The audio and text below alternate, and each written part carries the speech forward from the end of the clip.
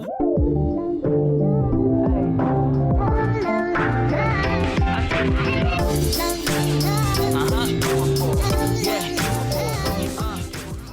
guys, welcome back to another episode of Day Chats. Today we are on episode 7. Today we will be talking all about whether we think if college was worth it, and who better to have that conversation with than my cousin Lily. Hi. How are you? Good. How do you feel? I'm excited and a little bit nervous, but hey, I'm excited. Second time's the charm. Hopefully the nerves have eased a little bit. Yeah. We tried recording this already and then I had it in the wrong settings. So, here we go again. But yeah, like I said, today we're going to be talking about what our college experiences was like because we both have very different experiences overall. Lily has just graduated during this quarantine time with her master's degree. So that's going to be really exciting to talk about that. I think I've mentioned before, I have my bachelor's degree and we both had very different experiences just getting our bachelor's alone. So I'm very excited to have that conversation with you today. So why don't you tell us a little bit about yourself and tell us what that journey was like for you? Yes. So I currently work for a federally funded pre-college program that targets first-generation college-bound students and or low-income students. Mm-hmm. And I've been in this position for 4 years now. Mm-hmm. So I'm definitely entrenched in higher ed. But I didn't start off in higher ed. I was initially more in the medical field. Mm-hmm. And I began my college journey in community college. So I started off as a pre-nursing major and just had so many barriers going on at the time. For example, I struggled a lot in math. Oh my God, math. Mm-hmm. And I placed in, at the time, they used to have remedial classes. I think they still do. No, they actually got rid of them. Really? Yes. So if anybody were to go to community college, then you'll just start off in college math? Yes. So no more remedial math classes because they found out that, students were taking their sweet time in college. So they were like, okay, maybe it doesn't really help. Yeah. So when I started at community college, I placed like 4 levels below college level math. So that's 2 years worth of remedial math classes. That's kind of a long time and a waste of money, if you think about it, because they don't count for anything. And those are just to get you to your college level math class. Yes. Mm-hmm. So I also graduated in 2009, and that was when we had a recession. Mm-hmm. 2010, 2011 weren't any better, So there was a lot of people going to college, but there was definitely budget cuts because it was so hard to get classes. So difficult. So at the time, I was a pre-nursing major because that was the only major I knew. Like, I didn't understand what a major was. Mm-hmm. And nursing turns out to be a very impacted program. Yes. Mm-hmm. Absolutely, even to this day. Yes. Like someone told me, I went to the CSU conference, and they talked about nursing. They always mention how impacted it is, and they give statistics. And it turns out that 800 applicants applied to the nursing program at your college. Yeah, but only like 40 got in. Yeah, we have where I went to school, we had a pre-nursing major where you had to get your core classes, and it was so cutthroat competitive that if you didn't get like a solid A, you can almost kiss your chances goodbye because there are a lot of people that are getting solid A's in those core classes. So not only do you have to apply to the school, get into the school, and you apply as a pre-nursing major, but once you finish your core classes, you have to apply to the major. Yes. And if you don't get in, I hope you enjoy other types of sciences because that's what your classes are going to be going towards unless you start over and pick a different very, very true. Degree. Oh, yes. So at the time, right, I was trying to get my prerequisite classes out of the way, but it was so difficult. So I kind of was fed up because I was also in community college for 4 years. And I was like ready to get out of there. I'm one of those people that if you start something, you better finish it. Yeah, it's a good quality to have. Yeah, right? So I transferred to my local university, a local UC in the city that I live in. I didn't know that not all UCs offer nursing, so I was like, maybe I should get a different major. And that's where I switched over to sociology. My mom was like, what is that? kind of jobs can you get with sociology? Yeah. Aren't you a sociology? The famous question. Yes. Yes, that's what everybody asks. Even my parents, like, okay, well, what can you do with a sociology major? It's like, don't worry about it. Right. It's like, I know what I'm doing, okay? Yeah. But I don't know about you, but did I ever know what I was doing? No. So I transferred to UC Riverside. Go Highlanders. I enjoyed my time there. It was very welcoming to transfer students. And they always acknowledge non-traditional students. So this is students who are commuters, older students, working students, not your typical straight out of high school college student, right? And I really liked that about that university. I became very involved, and that was something I never did in school. I was just go to my classes, go home, and that's finish. it. Yes. I became involved a lot with the transfer community. I became a peer mentor to transfers. And I was like, I really like working with transfer students. I would love to work in higher education. Especially after my experience in community college. And, you know, I graduated from this university and I ended up getting a job at a clinic. Now, as you know, remember when I used to be a medical assistant? Yes. So all my life, since I wanted to be a nursing major, I worked at the clinic. I was a medical assistant. I have all this like clinical experience. So I wasn't sure how I was going to use my major.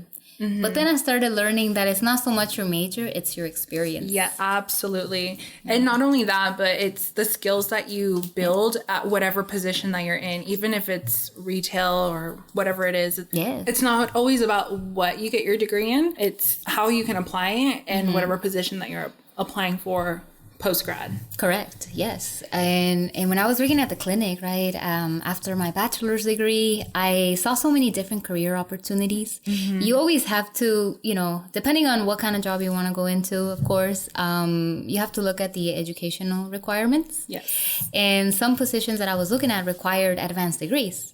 So I considered physician assistant. I considered, you know, a licensed clinical social worker, nutritionist.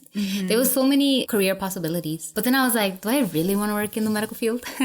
Since I had that experience with, you know, working with the transfer students, I was like, I want to work in higher education. And I applied to a lot of colleges, a lot of different programs. Let me tell you, I applied over 20 positions in 1 month and nothing. Until I finally got my break where I'm currently working. And I love it, you know, working with first generation students.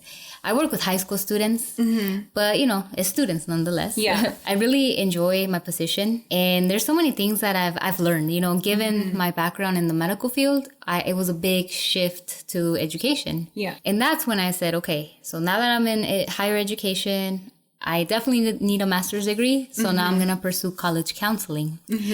And that's when I enrolled at a private university for my master's. I was working full-time while going to school full-time. It was quite a hassle. That is amazing, though. Kudos to you. Thank you. I can't even think about going to school part-time and working full-time. Yeah. Like, that whole thing is, I'm just like, ugh. It's all about time management. I know. And it was so different, right? Being at a private university because this private university is expensive for undergrads. It's like $50,000 a year. Jesus. I know, right? But of course, there's financial aid and there's ways to, you know, come out of a college degree debt-free. You don't necessarily going to pay $50,000 a year, right? Yeah. But a lot of these students, one thing that I noticed was, you know, that they had educated parents. They came from, you know, well-off communities. They knew how to talk to their professors and, you know, any professionals. Like, they didn't see themselves as like, you know, I'm lower than you. They would be like, hey, we're peers, even though I'm an undergrad, you know?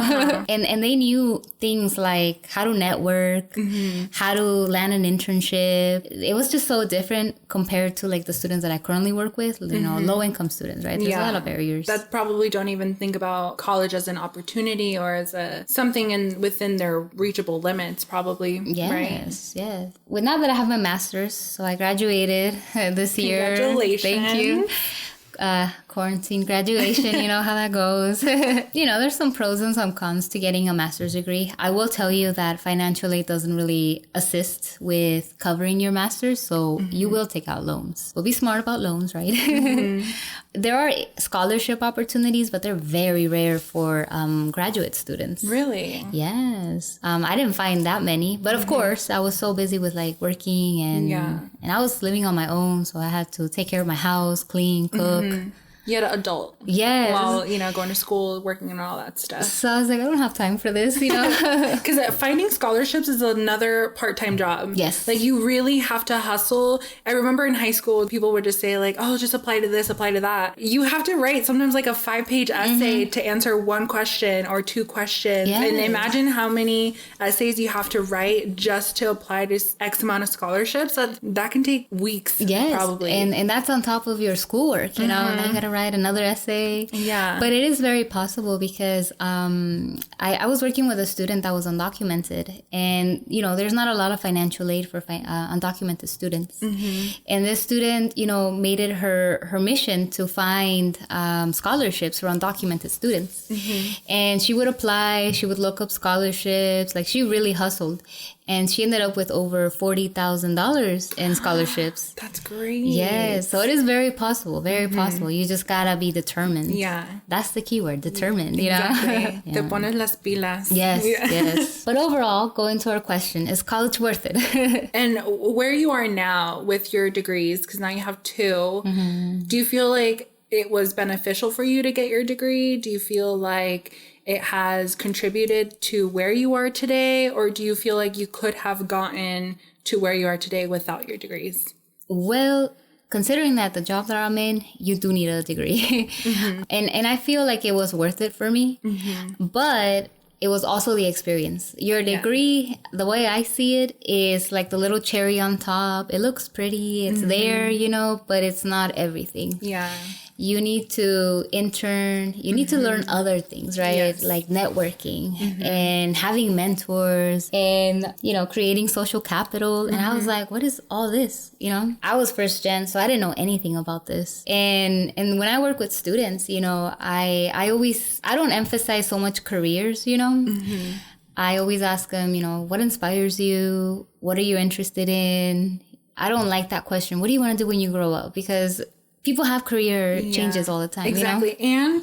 And I feel like that question puts a lot of pressure into picking something and almost sets you up for failure in a way, depending on how that person internalizes those questions. Because like, say you grow up thinking, oh, I'm going to be a doctor, right? You always grow up thinking you're going to be a doctor, or you're going to do something that I guess that society deems as something worth going to school. Yes. Right? Yes. And then you change your mind. You're like, no, I want to pursue something else. I want to start my own business. I want to work my way up because I'm already a manager at a store and, you know, I only have a couple steps before being at the top of this company.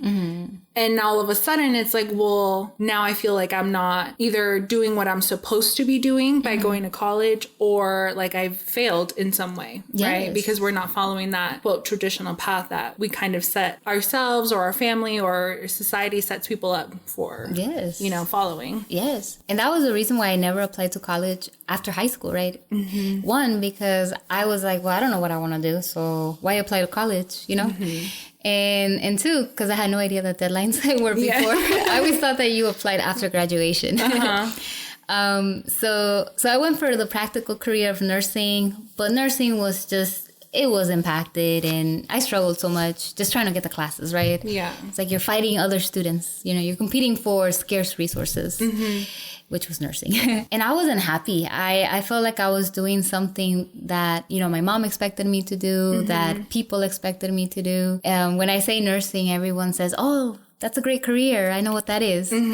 But when I say sociology, they're like, what? What's that? Yeah. But I don't know, like the way I see it, I'm a much happier person. I'm doing something that I excel at. It has opened a lot of opportunities that I never even dreamed of. 10 years ago, I had no idea what a master's and a bachelor's was. I didn't even know the schools that I attended. I never heard about them, you know? Yeah. And now I'm all about, you know, college, because I work with high school students, right? And helping them, guide them into college, and talking to them about financial aid, because financial aid, that's a whole nother podcast, Yes, right? that's a whole episode on its own. Yes. And it's just interesting because college is still worth it, but you just gotta, you gotta play your cards right. Yeah. And I think kind of to piggyback off of that, it's also how you choose to view what your college experience is like.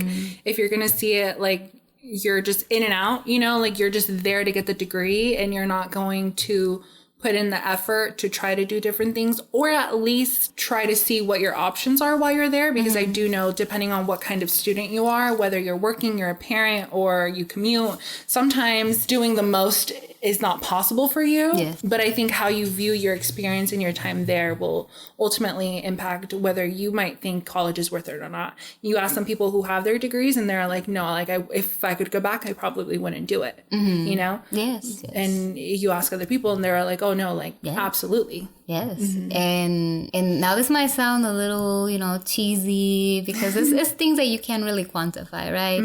But I do notice that transformation within myself. Yes. I was very shy and self-conscious, and just, I rather would hide, But now I feel like I've come out of my shell. I'm comfortable with being myself. I have developed new skills, right? Like time management, leadership skills, communication skills, all listening skills, and you name it, right? Yeah. and also, just how I view myself, how I view the community, my worldview has changed. Another thing that I appreciated from college was, taking Chicano study classes, because I didn't know anything about my cultural identity. And I didn't understand, what a Chicano was. Me being Mexican American, I always thought I was an immigrant for some reason.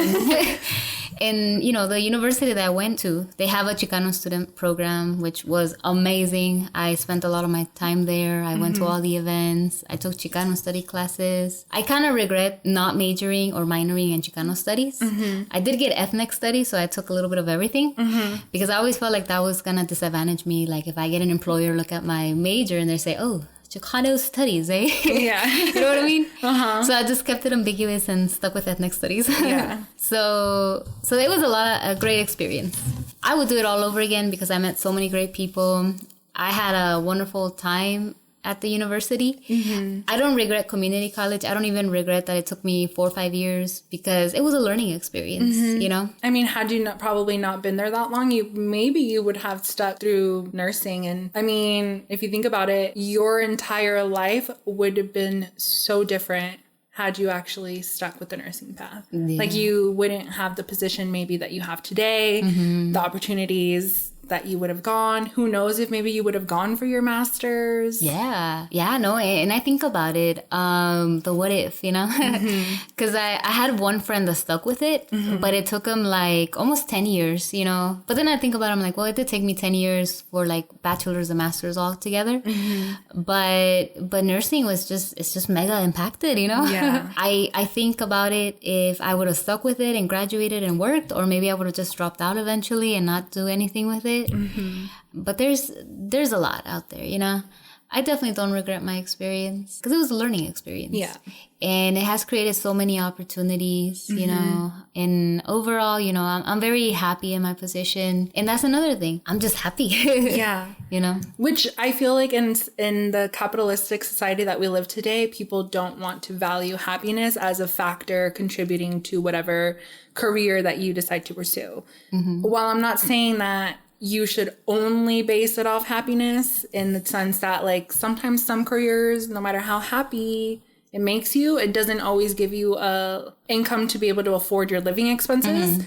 But you should strive for a career that makes you happy. Yes. That doesn't make you feel like you're depressed or make you dread going to work every single day or feel like you're wasting your days away, Yeah. And I will tell you right now, the educational landscape is changing because of COVID.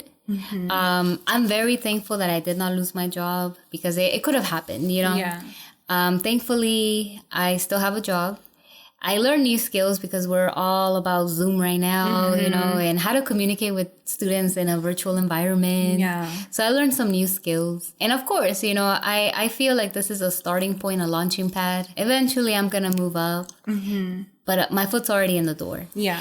And I will say it is competitive. With everything that's going on right now, it is hard to get, certain jobs at a university. Once you're in, it's pretty comfortable. You know? The pay is good. The benefits are great. My ideal career would be a community college counselor. But that's a whole nother story because, again, right, it's all dependent on state budgets. Yeah. Currently, we are going through some stuff, right? But I see other options opening up. Like, That's good. It's not the end. Yeah. I mean, you still have a whole life ahead of you. Yeah. Literally a whole life ahead of you. That's exciting. I think you bring up a good point, though, that given the times that we are in today, it has been hard for a lot of people. A lot of people did lose their jobs. But there are some podcasts that I listen to that talk about specifically about law school, because that is something that I wanted to pursue. Well, I still do, but later down in life now. But the talk about, because of the pandemic and because a lot of people lost their jobs, a lot of people are taking this opportunity or this time to go back to school. So I think coming out of this pandemic, a lot of people may find themselves hopefully entering different career paths that align more with what maybe they've always wanted to do. Yes. And when I advise students, before it used to be, here you have career and then here you have academic advising. It was separate, right? But now I'm like, okay, you have to kind of combine them both. They are very important. When I do talk to students, I do like to bring up, different careers that maybe they're not familiar with. I always tell them, look at the job market. What kind of jobs are expected to grow? And I always encourage them to take advantage of certain opportunities that open up. If they're interested in being a doctor, because let me tell you, every kid wants to be a doctor. I always tell them to do those summer programs for medical summer programs, right? Yes. Get that experience as being a doctor or medical experience, I should say. Or shadow a doctor. Yes. Ask your family doctor if you could follow them for a day or for an hour even, just to see what it's like. Yes. Because a lot of the times people go into wanting a career but not even knowing what it actually entails of, which is natural. Nobody really knows like what any career, unless you know people in that field already, you're not really going to know. You're only going to know what the outside of it looks like. Yes. So it's always good to be able to have some way to see what it is that career entails of, Yeah, no, definitely. And it's just the experience, right? Like you could major in anything you want. Like I could have gone to medical school with my sociology degree. You're planning on going to law school. Yes. I'm in higher education. I have a friend who was a sociology major who's now in PA school. Right. My cousin Angel, he is getting his degree in sociology and he will be going to PA school once he graduates. Nice. So, I mean, it's versatile. It really is. When it comes to graduate school, unless you have a very specific plan or career that you want to go into that requires you to major in that specific field, as long as you get the prereqs done, you truly can major in whatever you want. Yes. That's what I tell students. It's like, it's all about the prerequisites. You could be an art major and go to medical school as long as you have the prereqs, like chemistry and biology. The major doesn't matter. It doesn't tie you to a career. You just learn, different skills, Yes. And I think that's a mindset that maybe our parents have, is that a major defines your career. Yes. And that's not the case anymore. And it's definitely moving away from that. Because now careers, while yes, like I said, some do require you to have degrees in specific fields in order to work. I'm pretty sure I couldn't get an engineering job as a civil engineer with my sociology degree if I have zero knowledge of it. Yeah. But like the job that I have now, while my minor did help a lot, my major itself didn't really do much for it. I didn't need a bachelor's degree to have the job that I have now. It did set me up to get paid more. Yes. So that's good. My degree came in handy that way. But I didn't necessarily need a bachelor's degree to have the job that I have now. And I've been in that position where I work in a place that doesn't even require a bachelor's degree. However, at this place that I was working at before, right, at the clinic, the environment started changing. So there used to be a lot of people that didn't even have a high school diploma. They were very flexible and they'd be like, you know what?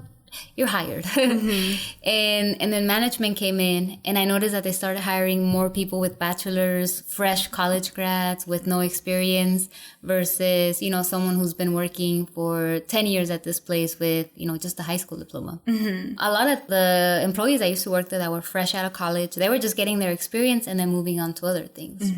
So in a way, you're still better off with a college degree, of course, right? If you don't take out a ton of loans, and there's ways to do that. Yes. Honestly, I graduated debt-free. Of course, from a master's, that's a whole nother story. But it is very possible. Yeah, absolutely.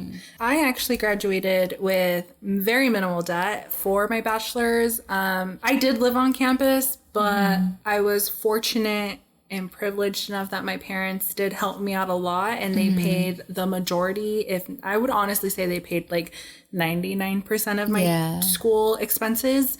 I did work all throughout college, but that was just to pay off my personal debt because I love to go shopping and I blew up my credit cards like no other. Yeah, I had zero financial responsibility in that sense. Like I did not know how to manage my own expenses, but we've come a long way now. But yes, so I had very minimal debt. I'm not worried about paying it off at all. I can easily pay it off now in less than a year. Probably, if I really dedicated myself to it. But because I was 6 months after graduation and then the pandemic hit, I never had to make a payment.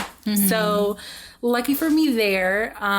But my college journey was a little bit different in the sense, like I said, I did get to live on campus. I did go to college right after high school.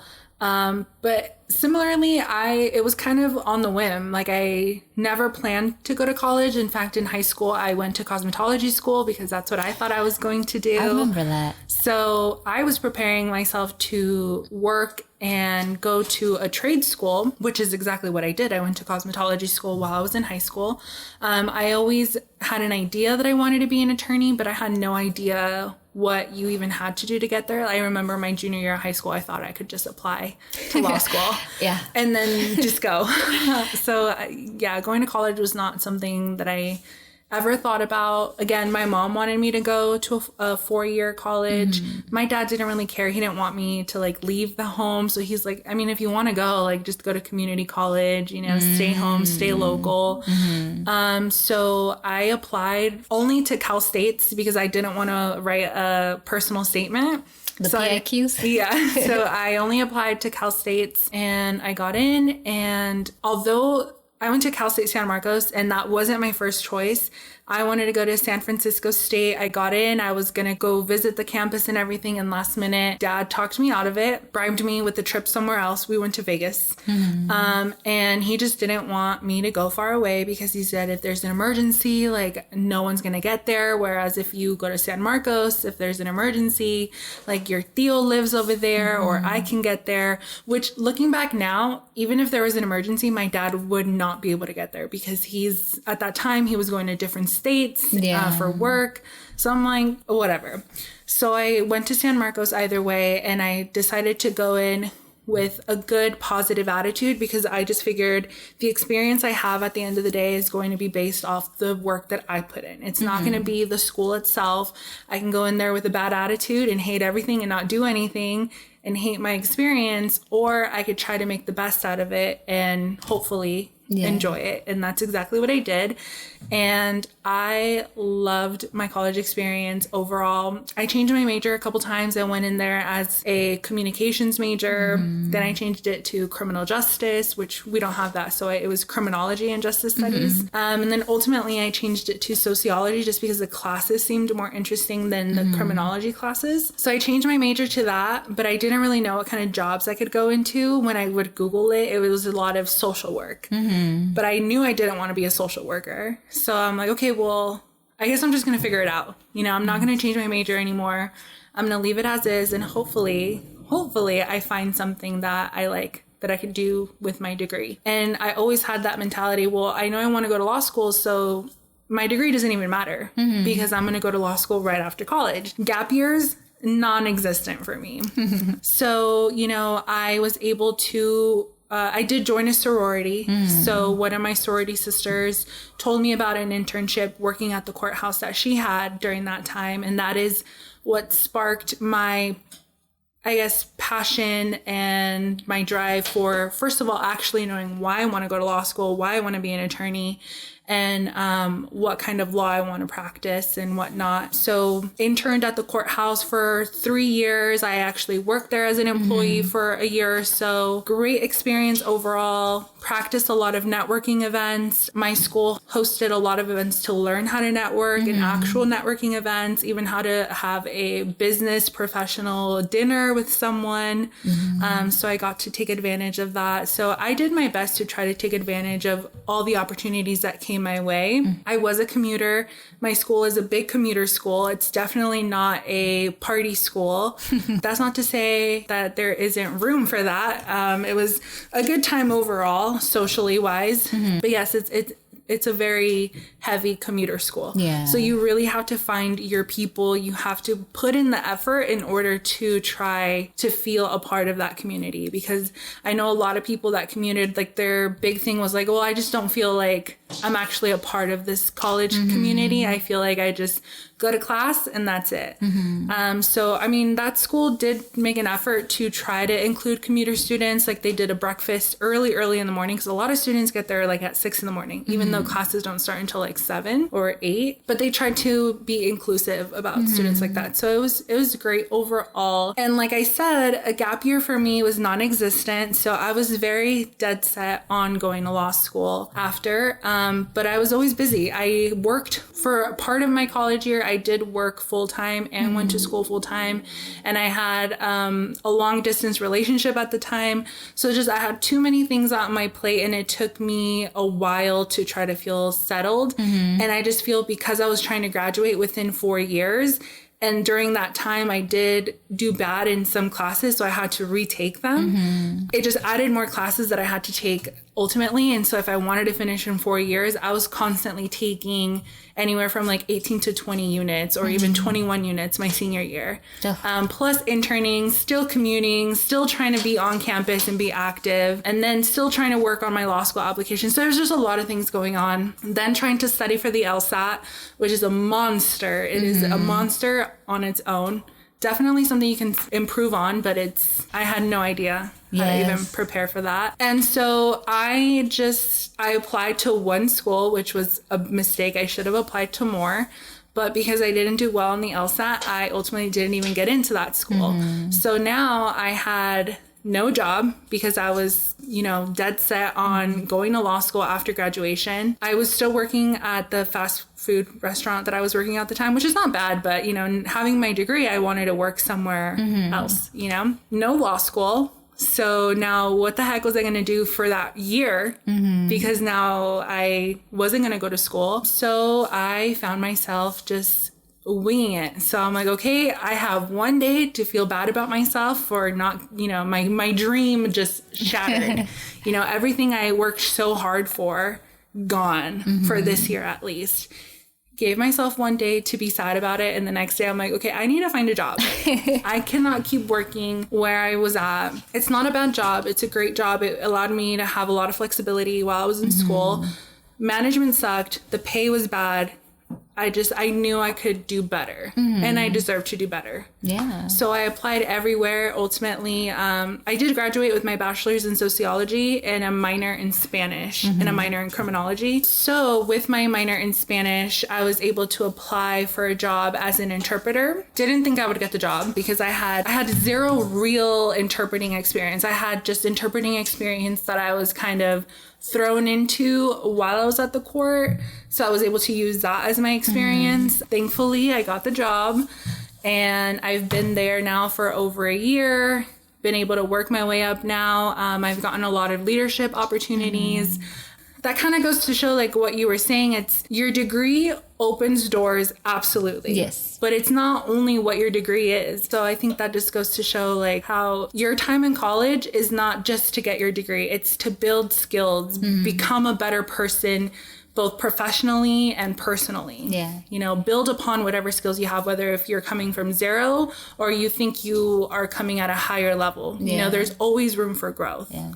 And I like how you pointed out the networking event, because those are so important, you know? Yes. And I don't know about your school, so you can tell us about that. But my school had events where they would teach us how to write a personal statement for grad school, a cover letter for jobs or for applications for school, a resume. Yes. They would review your resume. And a lot of people don't take advantage of these things. So you have like maybe 3 people show up to these events. Yeah. And it's a plus on your end because they have more time to like actually look at your stuff. But it's also a downside because people often say like, well, how am I supposed to get a job without experience? How am I supposed to get a job after grad school or after college without X, Y, and Z? Without realizing that your school, depending on where you go, a lot of schools put in a lot of resources or put in resources to help your students to at least not throw you out to the wolves empty-handed.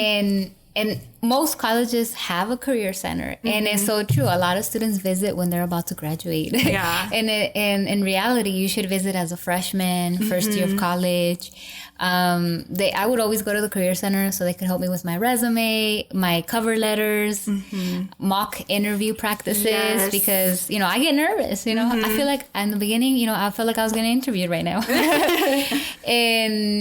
And so many things. And also universities develop partnerships with employers in the area. And those specific employers look for, you know, interns from that university. Absolutely. Yeah.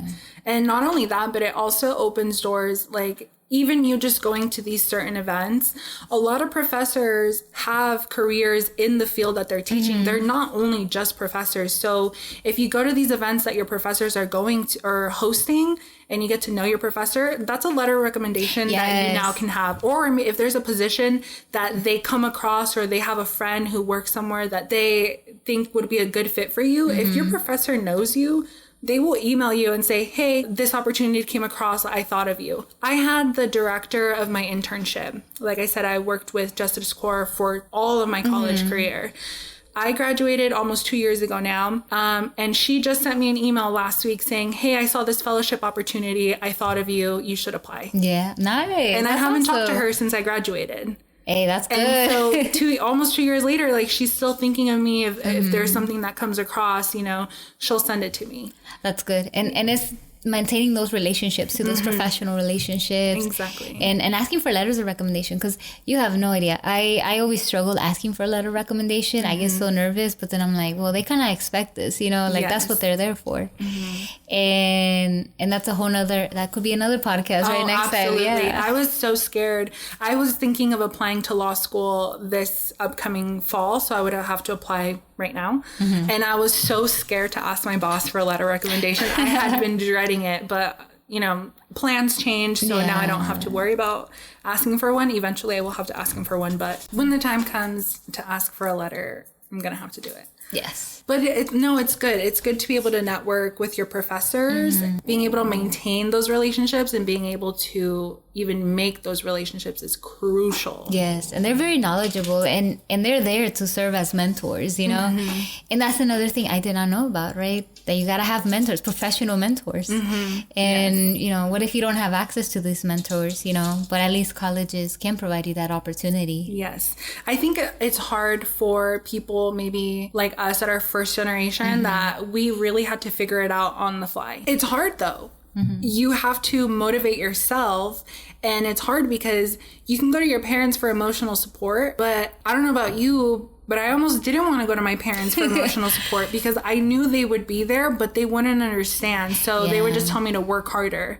It's like, no, you don't get it. Like, I know I need to work harder. I am working as hard as I can, but it's hard. It's difficult. Like, I don't know what I'm doing. There's a lot of uncertainty, and you just feel like no matter how hard you work, it just never feels enough. Yes. Yeah, my mom, I couldn't really rely on my mom for emotional support because she didn't understand. She would always be like, oh, you have class in the evening? What? oh, you only go to school twice a week. Like, what do you do the rest of the days, you know? And she doesn't know. It's like, well, I'm studying. Yeah. When I graduated from college, people automatically want you to be like, you know, you're already working, you're making this much money, and you buy a house and get married. And it's like, it takes time. Exactly. You know? Yeah. And not only that, what I did to avoid a lot of that is I would just stay at school. Yeah. Because I've realized that, you know, during my whole time in college, I saw my family very little. Like, I would see them maybe 2 hours a week, like Monday through Friday. And then I worked weekends. And if I closed, then I worked opposite hours than my family. So a lot of the time, I just wouldn't see them. So I would only see them for a very limited amount of time, but I was able to get a lot of work done, and I was able to avoid sitting in traffic for hours. Yes. But yeah, it's just because when you're home, they want you to be present and they want you to hang out with them. And it's like, no, like, I need to be doing this. Or sometimes you have things to do, but sometimes you just need you time. Yes. Like, I just need to be alone. I don't want to talk to anybody. I don't want to hang out with anybody. Like, I'm sorry, but I need time to regroup and for me. And I think in a Hispanic household, it doesn't matter whether you're in school or not, having that dedicated time for you is very, like, almost seen disrespectful. Yes. You know, very like, true. Why aren't you spending time with your family? Yeah, I remember when you were that busy that I didn't even see you that much. Like, that whole time, I was like, wow, Daisy's always, you know, on the go. She's always somewhere, you know. Yeah. I never saw you for that chunk of time. Yeah, no. My whole family felt the same way. Like, I was gone all the time. I was always driving. I was always on the go. I think that now, you know, in a way, I feel like my biggest fear of taking a gap year is coming true. My biggest fear was that I would get so involved with work that I wouldn't go back to school. And that's exactly what is happening. It's not a bad thing, but it's scary because when it comes to grad school, that's me, 100%. You know, my parents, they feel accomplished with my accomplishments. Yeah. So they feel fine. I could never go back to school and they will be, like, supportive. They don't care. Yeah. Not because they don't care about me going back or not, but because you have a good job. You have a stable job. Like, you have a job that's going to offer you good benefits. You know, I have what they envisioned of the American dream, which is what I talked about in one of my previous episodes is your family comes here and works so hard to provide you the American dream or what their idea of what that American dream is. And sometimes going to school means giving up on those, quote, dreams to pursue something, and they don't see that. So it's like, it's hard. Yeah, my mom would always give me such a hard time about my sociology major because she wanted me to be a doctor, right? So I didn't know how to become a doctor. So then that's why I went for nursing. But then I was like, nah, nursing, you know, I had my whole little thing with nursing. Yeah. So when I went for sociology, my mom was very upset. She's all like, you're not going to get a job. You're going to be unemployed, blah, blah, blah. But now that I work at a university, now she's proud. She says, my daughter works at the university. Now she holds me in a high regard. But in the beginning, she wasn't very supportive. Yeah, it was very just met with uncertainty. I remember when I originally switched to sociology, my dad was like, well, what kind of job can you get in there? Because my dad always wanted me to become a cop. So when he knew I was minoring in criminal. Oh, yeah. My dad's dream would have been for me after high school to enroll in the military or become a cop. What's up with parents? My mom wanted me to be in the military too. Yeah, like, I remember I joked to one time and I said, Dad, I'm going to drop out and go to the military. And he's like, do it. Oh my God. Yeah, like, if you're going to join the military, do it. Oh, wow. Yeah, I don't know if he was serious or not, but I do know that he would have been so proud if I would have gone into the military or become a cop. Like, either drop out to go to the academy or go straight to the academy, or like after college go into the academy. Even when I was looking for jobs, after I was like, okay, well, I have to take a gap year, and he's like, well, why don't you become a cop?